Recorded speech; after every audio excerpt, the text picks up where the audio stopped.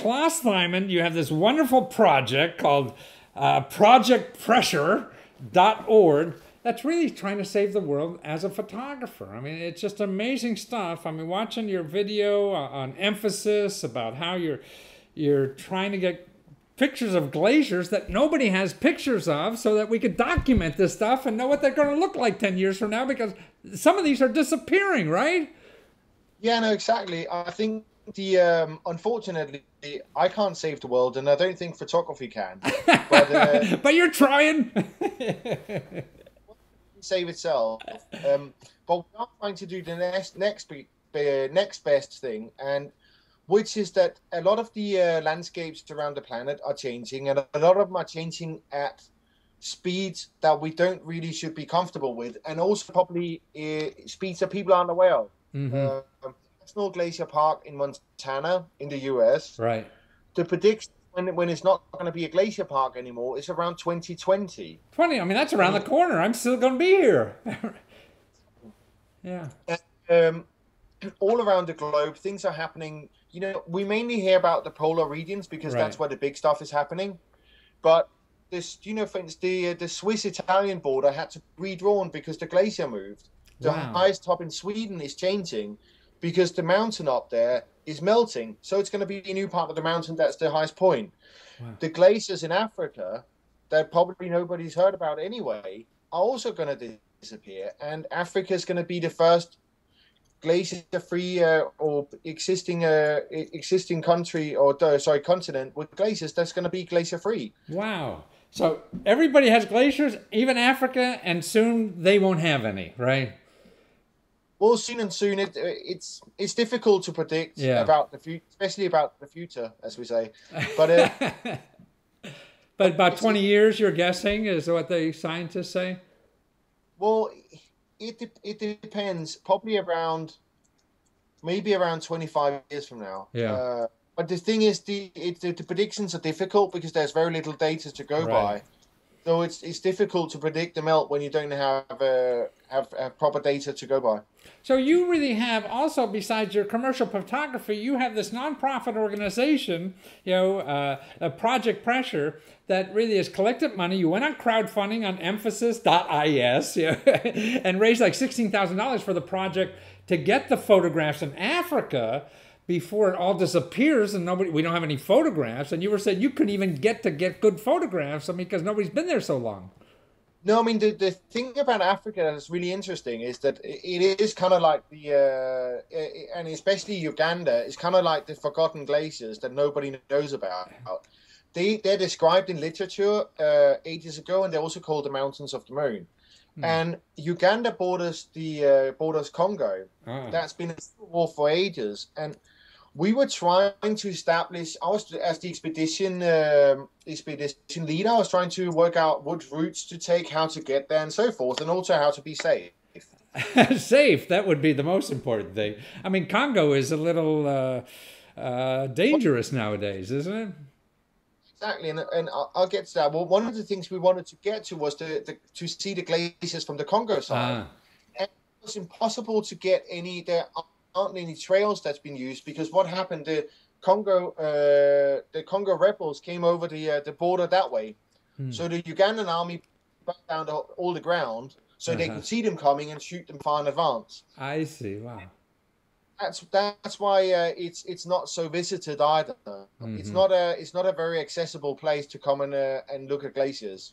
So photographers like you are not documenting this. I mean, we're not going to have records in the next 20 years, you know, or so to really see, you know, the effects of if there is global warming and what the effect really is, and to have an intelligent discussion about what the hell to do with this thing, you know, without you doing this. What we're trying to do a lot of things within Project Pressure. One is that we are trying to talk about the urgency of action. And some of the examples are given, and especially also the urgency. You understand glaciers in Africa. People hear about it. That's a surprise. Oh, you know what? They're going to be gone soon. That's another surprise for you. Okay, maybe to do something. So we're trying to focus on the urgency of action. We're also creating an artistic project that I'm not the only photographer.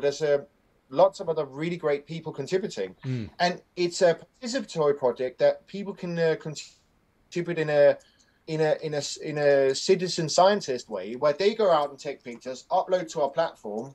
By the way, funding pending, but Right. we'll get there. I'm confident. And then we have a almost ever evolving visual time capsule of what the world looked like and looks like. So the project that you funded on Emphasis, and you got 16 grand on this thing, which is great, and then that is part of a bigger project that you have that's going to be on Project Pressure for everyone to contribute photographs like that, so citizens can go in and see the difference and what's happening to our planet. I guess that's what you're saying, right? It's a Project Pressure, put very simply, is the world's first crowdsourced glacier atlas. Ah, so it's like Wikipedia, but just for Glacier Atlas. A task. There's about 300,000 glaciers around the planet. 300,000. Wow. Glaciers, almost every continent, bar Australia, if you work with a 7-continent model. And a lot of these places, if you were to send professionals there, it would cost an absolute fortune. Yeah. And some people, anyway, crowdsourcing really makes sense for these kind of global projects with a global perspective. So, in other words, with your site, I mean, Project Pressure is a place where really, hey, I want to document glaciers on my planet or on my continent or my city, if they're near or whatever, and start contributing to the site, is what you're saying too, huh? That's the whole idea. The idea is that we want to inspire participation, and secondary, we want people to, once they participate, hopefully there will be a behavioral change or behavioral alteration, so we have less CO2 emissions. Ultimately, that's the idea. The other point with the project is that we're looking forward, but we're also looking backwards, because we can't see where we're going without knowing what the history is like.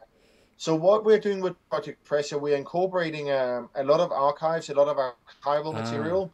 We have old reference points, maybe pictures that are 100 years old. Wow. That then you can go out, create a updated photograph, and then you can see what this looks like. So it's a place, if I'm curious, to even document it myself, I could go to projectpressure.org and see a picture of a glacier 100 years ago and then go out and try to take the same photograph and see what the heck it is. That's the platform we're constructing at the moment. Yeah. Projectpressure.org is our hosting website, and has a lot of information. And the digital platform, it's about $100,000 build. So we're raising funds for that at the moment. I see. Well, you're raising funds for great stuff. I mean, so the $16,000 for Emphasis is just one piece of the puzzle that you're making. And then you feel it's another 100 grand and you're going to keep fundraising to do that. So you're really an entrepreneur, a photographer, trying to make things better for the rest of us, or actually just provide the data so we could decide. It sounds like the most important thing that you're doing, because everyone, ideologues on both sides of the issue throw around stuff and you're not sure, but when you could look at pictures. We're looking at the global issues we're looking at the moment require global solutions. And it's nice to do something really simple that can be a global collaboration. Yeah. And issues are very, when they're in this context, when we don't talk about the solutions, they're pure, they're not political. There's no political agenda. It's pure, let's go out, document what it looks like, and then discuss what action should be taken. And then we can start fighting. Yeah.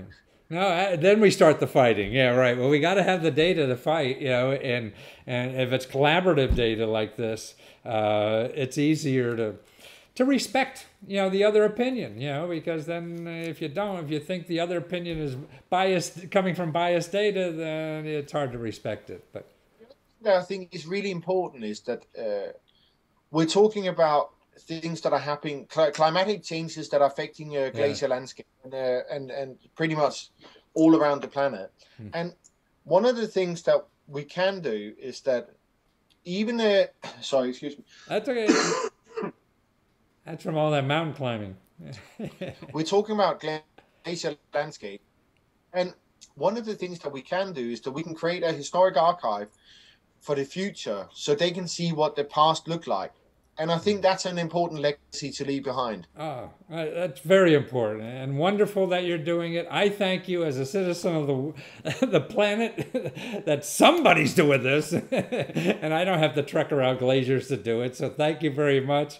And the website is project-pressure.org. Go there, find out about it. You got videos that explain the process and how to contribute if you want, or how to give, or contribute with photographs or anything. And there'll be more coming on there soon, right? Yeah, and just have a look, because there's a lot going on, and it's there's a ton of pictures to look at as well. Right. It's something that's not going away, huh, Klaus? Well, thank you for being there. Take care. Take care.